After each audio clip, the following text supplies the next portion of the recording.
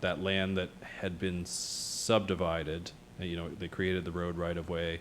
So it looked on paper like any of those other, coastal private road subdivisions that we applied the shoreline zone to on paper. But in reality, those lots are there, but there's no development on them. That road was never built. So it got treated differently because of the way it looks on paper. But their suggestion is that they're the same as anywhere else. But it wouldn't prohibit them then from redeveloping that, as Bonnie said, it wouldn't prohibit them from doing that because they're under rural general, they could, whereas if they were under S1 and 1, it would prevent them. If they stayed S1, they could do residential development, and the restaurant and the retail and the private club and the marina, like we talked about previously tonight. But that wider range of uses that are permitted in the rural general zone would not be able to be done. So through you, Mr. Chair, is there other people affected here? Like I don't know this island, is it very close to other people that would maybe be opposed to some of the development there? Through you, Mr. Chair, the island itself, I believe, has 3 property owners. We heard from 2 of them. And then around it, it's between Big Island and Kings Head. Yep, I apologize for not having a map of this. Mirror-ish, basically, it's in that sort of mirror-ish area. But could there be others negatively affected by them having rural general instead of S1 or whatever? Like they may be quite a distance, I don't know, from the others, but. It is quite a distance. I mean, there could always be people affected. Well, and anything, but I mean, if it's not right up tight to others. No, it's not up extremely to It close to isn't. other islands, no, it's Okay. set back away from. Yeah, so Yeah. whatever they do shouldn't necessarily anyway affect others. Yeah, And I don't know how they're going to get access to, like, it's, and that was their it's. comment. Huh? And that was their comment, was Yeah, that, it's quite far out there, right, Yeah. so. And the other islands around, there's 3 islands around it that are all general, right? correct. There is one that is actually reserve land, and we have it zoned, and we should remove that, and we will do that. But yeah, the rest are rural general. What's this here one right here? Yeah, this one is- so, yeah. Okay. Bonnie? You, Mr. Chair. What would be the downside of keeping the existing shoreline zoning?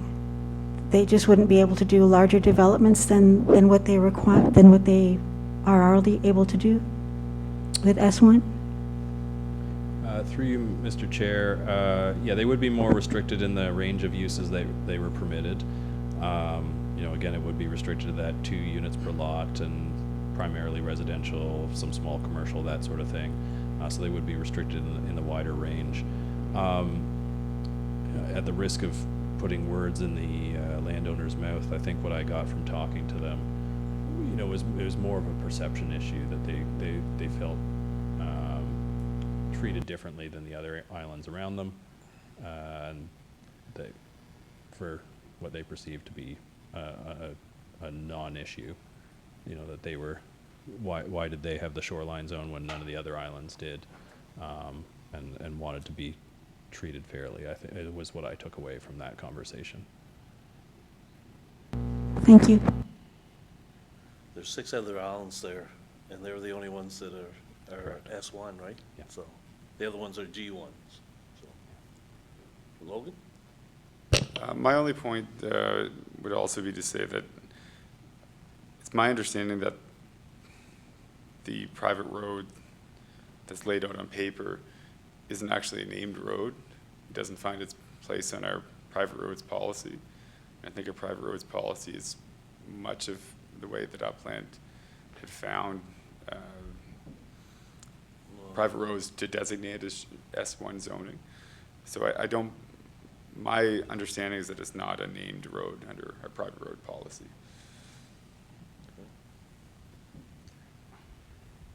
Okay, what's your wishes?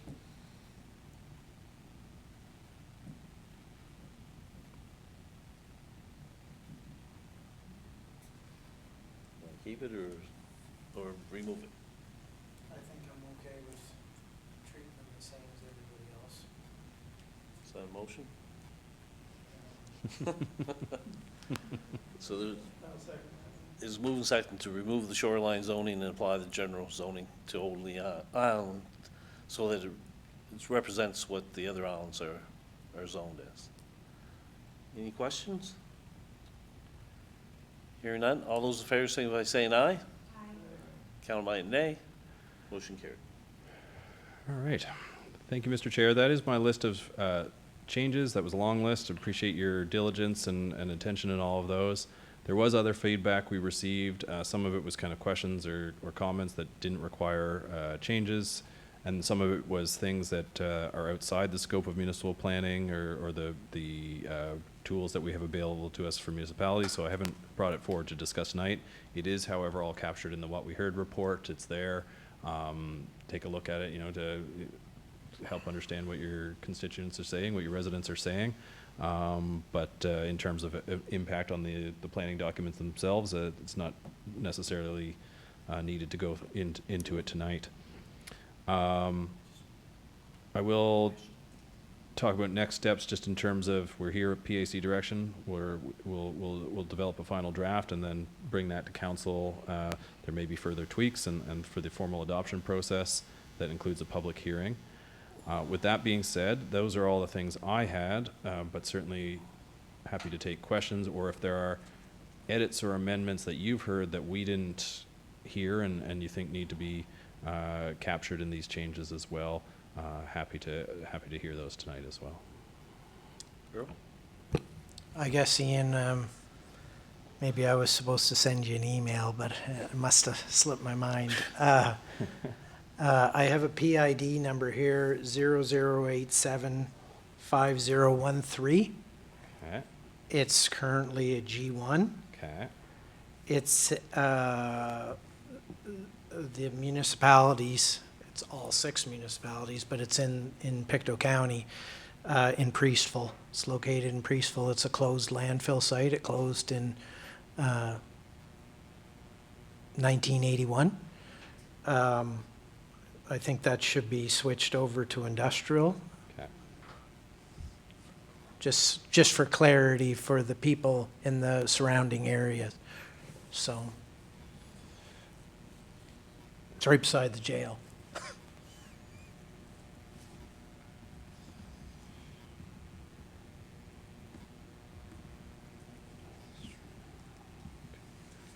Through you, Mr. Chair, can you remind me the PID again? It's 00875013. 00875013. Should be Pictou County Shared Services. Okay, can certainly look at that. If does anyone else have comments on that, or Does anybody else have any comments on that? I would just like to say I'm in full agreement because it is an industrial, has been looked upon as a possible location for a number of, industries. For Brownsfield, yes, yeah. Because it's, it's all there, sitting, waiting for use. And I think people would have no objection to being industrial use in that area. Fully monitored site. If anybody wants it. So, I have, one, Mr. Chair. Gordon? So I was contacted by an individual about 3 or 4 weeks ago, who was quite concerned about the S1 zoning. And at the time, the information I had was that was going to be changed so that it would allow 4 rather than 2 sites per lot. That's obviously not the case from what I heard here tonight. So I will have to get back to him because he's under the impression that that was going to be a change.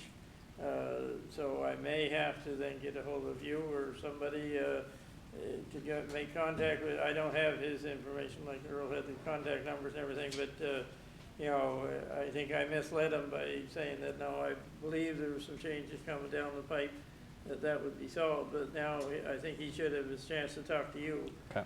about the particular circumstance he's talking about, because I don't know enough about it. Certainly be happy to. But I will contact him tomorrow, because I think he's under the understanding that maybe it was gonna be changed to 4 rather than the current 2.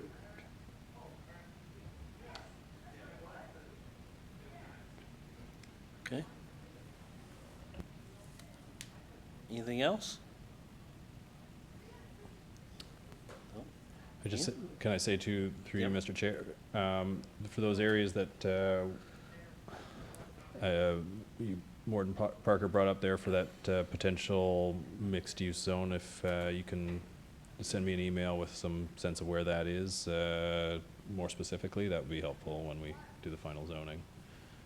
That transition to the community core. That like the other, I can't remember which counselor it was that brought it up to you, but. Councilor Turner. Just on the S1s, they're in, like, if you go along the coast, Yep.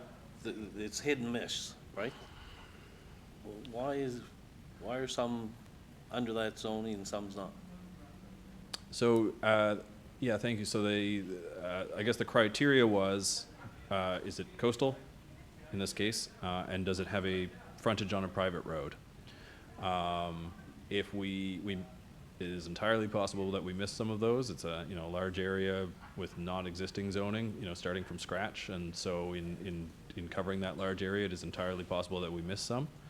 So if there are some that we did miss and you think they should be considered in that zone, certainly happy to hear about them, and we can discuss at council, I think. Okay. Yeah. If you can send those to us ahead of time. Okay. Is there anything further to come before committee?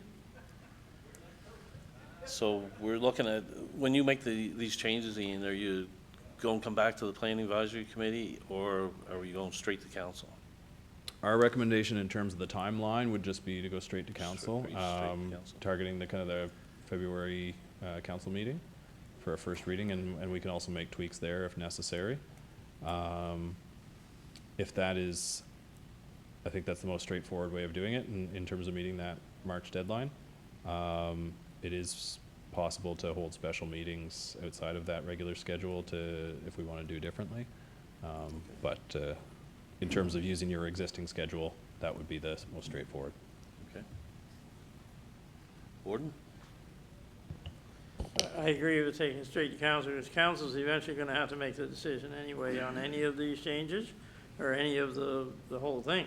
So rather than waste any time, I think that's the way we do it, but, talk of future meetings or more meetings, we have had requests from at least 2, maybe 3 areas that, well, we didn't get a fair chance, and we, still wanna have our say, and, but if we open it up to that, we're gonna be opening up to another whole series of meetings, and we'll never meet the timeline. So I've been telling people that contacted me to get a hold of you or some of your team and Yeah. take that up individually, rather than us having another community meeting somewhere. There's always gonna be somebody saying, well, I didn't know anything about it, never heard about it. We'll never get past that, I don't think, until we hand deliver a message to everybody. So I think we've had, I believe, is it 12 meetings now? We had the first round and the second round. We've had 12 meetings, we've had a lot on the screen or whatever, and a lot of opportunities. There's always gonna be somebody say afterwards, well, I didn't know anything about it. But I think we have given people as much opportunity as we can, and they still can come to the public hearing, is it on, is that the same night as on our council meeting, would it be? It can be. Yeah. Yeah. So public hearing is, second reading can take place on the same night as, Or the second reading? yeah. So you introduce it at first reading. Yeah. And maybe we should just clarify process around that. Yeah. So it is introduced at first reading. Council can amend at first reading. You then go to public hearing.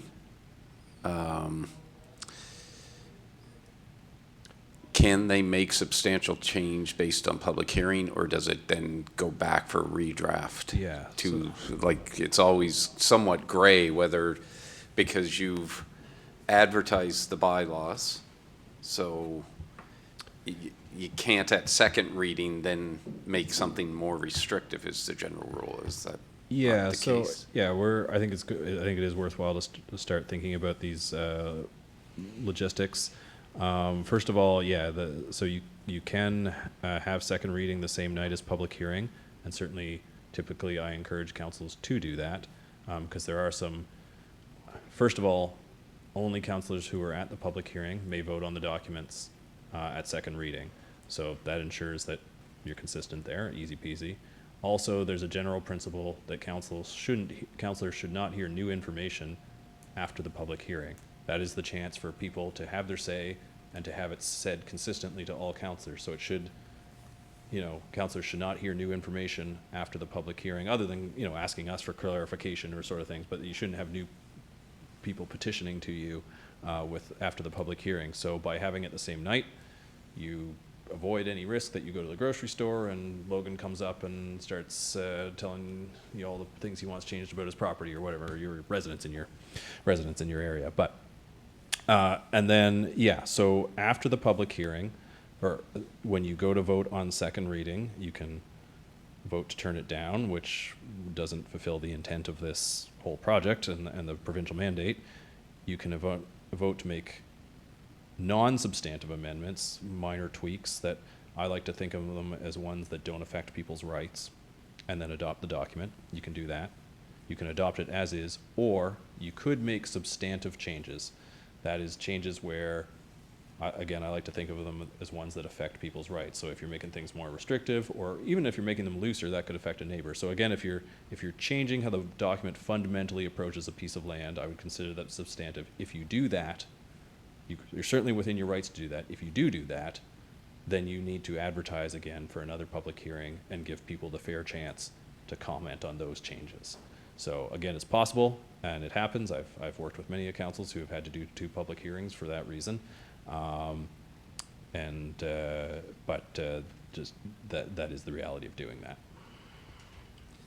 So, Mr. Chair, I guess, why would you have a public hearing if there wasn't some chance Exactly. that you'd make a change? Otherwise, you're just doing it for looks. Yeah. So if it were such that somebody brought something forward and councilors were convinced that, yeah, there's a big gaping hole here that we missed or whatever, or we agree with somebody's substantive change, otherwise, like I say, it's just for show.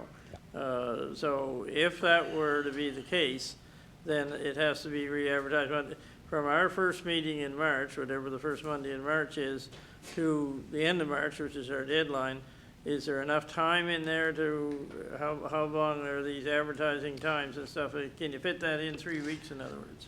Yeah. Through you, Mr. Chair, the requirement is at least 14 clear days ahead of the public hearing, so you would Okay, so we could probably have have another room. one near the end of March and make it fit. You would not meet the advertising deadlines based on the media. Right. Yeah, there's Oh, always that because of the consideration. The media. media now Weekly papers. requires almost, I think, 14 days Yeah. advance to place an ad. And all that being said, as much as we have this March 31st deadline, and I don't want to necessarily take the foot off the gas, but that you could also request, if you had a strong reason, if you said we held our public hearing, you've gotten to that point, you're showing good faith in that you've gotten to that point, and that you are responding to the public, and the public hearing's not just for show, I think that would be good grounds to request a minor extension. Okay. So if we get to that point and there is some very valid concerns that you want to address, that is the point of the public hearing, and we can do that if we need to. So I think the other thing I will say too, for people who are concerned about having not heard about this, about, the need for additional meetings, again, these documents are living documents, they're not set in stone. As much as you may adopt them come this March, some version of them, or shortly after there, they can be changed, they should be changed, and that's why you have a planning advisory committee. Hopefully this committee starts having more work in the future, because you will have those rezonings, you will have those things that we missed, or that we did it one way, and in practice, maybe that's a little not quite what we were thinking. So there will be amendments, and that's the nature of it, so. Okay. Is there anything further coming before Planning Advisory Committee? Bonnie? Thank you, Mr. Chair.